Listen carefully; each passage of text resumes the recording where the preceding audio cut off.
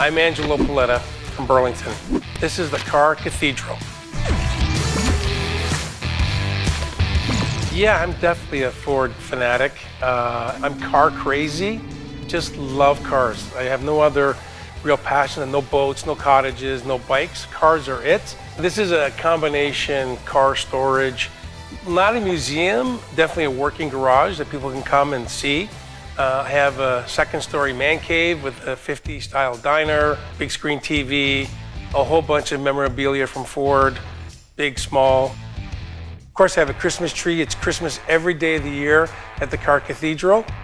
And it's just a place to come and relax, have some fun, have some pizza, charity events, get together, barbecue, whatever. So I have OCD, obsessive car disorder. Ford's been part of my life from day one. My father in the late 50s was Ford. You know, he drove Ford station wagons, he had Torinos, he eventually graduated to Lincolns. Still drives a Lincoln today. So the blue oval has been in my blood for quite a while.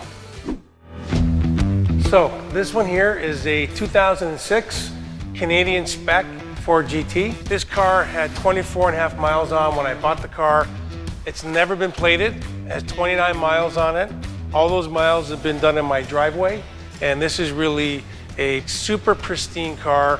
It is a collector's item with the original stickers, plastic on the seats, the original window stickers from the factory, and you see it's a Canadian spec car because you actually see the Canadian flag on the windshield. So this Ford GT is actually the first Ford GT I purchased. It's the American racing colors, white with blue stripe. This is more of a daily driver for me. It's been on rallies in the States. One thing that's really neat about this car is we did in honor of Carroll Shelby when he passed away, and he actually signed the center console on this car.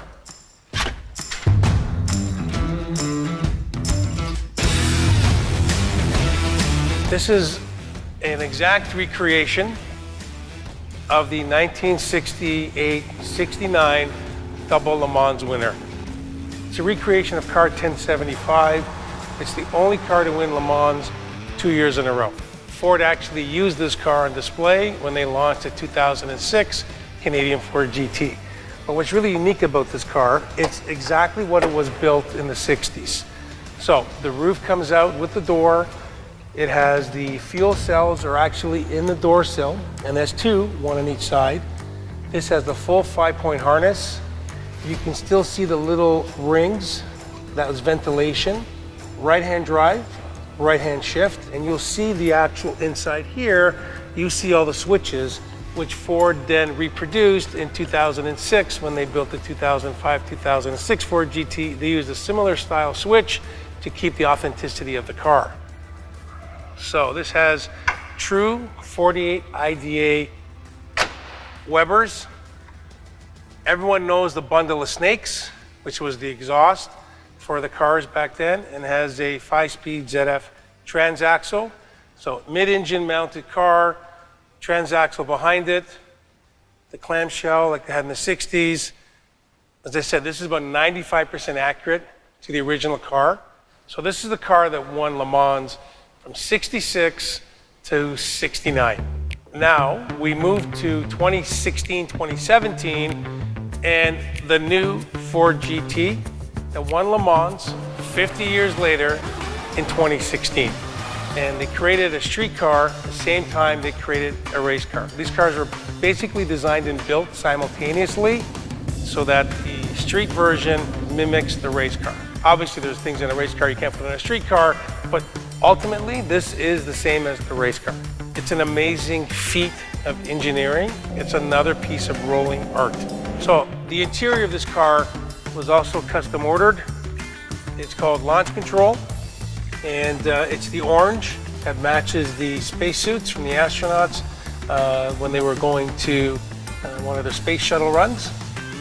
Carbon fiber interior, the paddles, all the controls are on the steering wheel, and you can drive it. It's another great piece.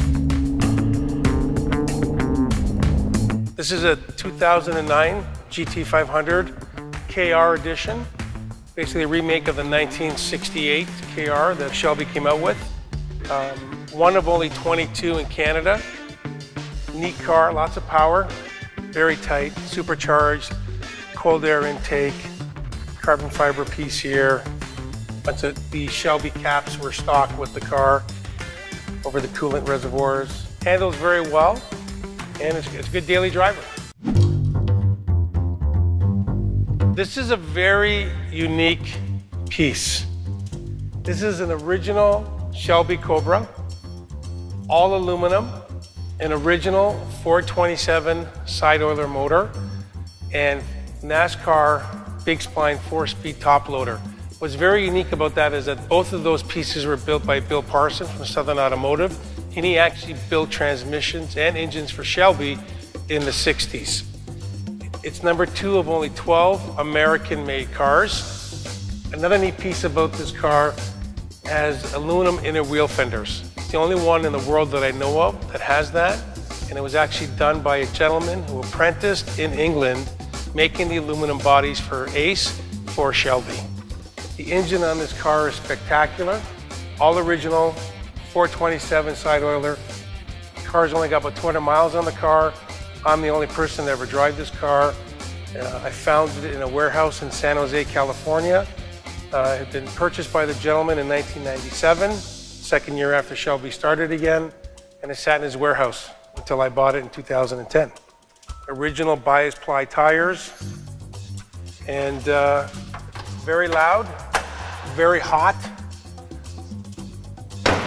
And the car is all made by hand. This is a hand-rolled aluminum Shelby Cobra.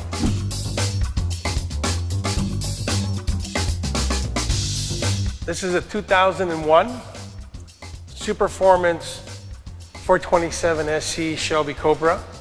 These folks have the license to build the cars for Shelby. Got this car in 2001.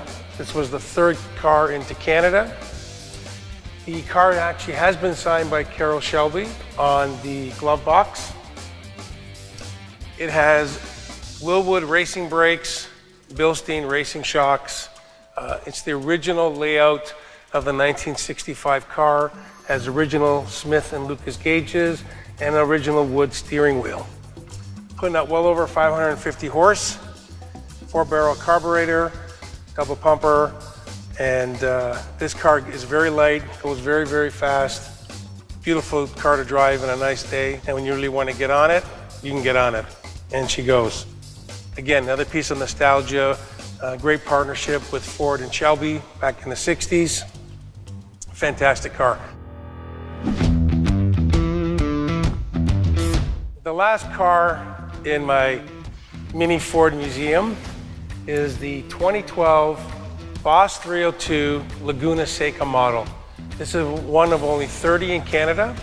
2012 was the only year that this car was available in Canada, and the only year that they had the two-tone paint where the spoiler and the roof and side stripes and wheels all matched. And they only built this car for 2 years, 2012 and 2013. This car has the full Recaro racing seats, as well as 5-point harnesses for both the driver and passenger, has no rear seat, and a fully integrated roll cage into the car. This car is also meant for the track. It is a normally aspirated car with approximately 444 horsepower. Great cars, a lot of fun. You know, it's a great hobby. I do a lot of charity work with the cars, a lot of rides, and I like opening it up to, you know, a lot of people to see it, especially kids. I even let kids sit in the car, sometimes their parents. But, you know, it's great to get the enthusiasm from the kids and hopefully their future Ford customers when they get old enough.